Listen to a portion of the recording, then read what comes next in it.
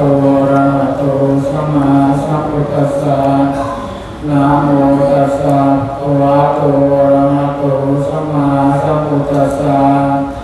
นะโมตัสสะภะคะวะโตอะระหะโตสัมมาสัมพุทธัสสะอิมานิ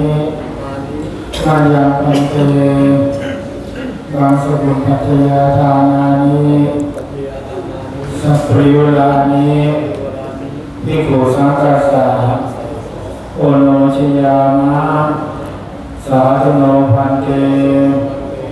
ภิกขุสังโฆอิมานิ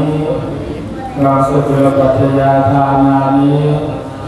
สัพพริวลานิปฏิคันหาตุธัมมากัญเจวะมาตาปิตุอาทีนันจายาตกานังกาลกตานังอิขรตังหิตายะสุขายะข้าแต่ท่านพระสงฆ์ผู้เจริญ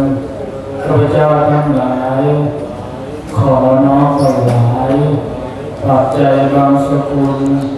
ทั้งหลายเหล่านี้แด่พระสงฆ์ขอพระสงฆ์จงรับ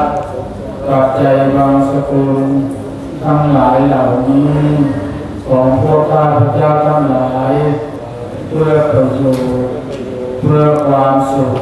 แก่พวกข้าพเจ้าทั้งหลายและญาติของข้าพเจ้าทั้งหลาย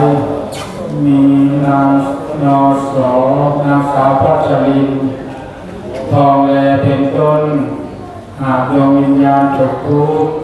ก็ขอให้พ้นจากทุกข์หากดวงวิญญาณถึงสุขก็ขอให้สุขยิ่งขึ้นไปตลอดกาลและนานเทอญสาธุขอพวกเราช่วยกันอนุโมทนาสาธุพร้อมกันทุกคนเกิดเจ้าข้าสาธุสาธุสาธุอนุโมทามิ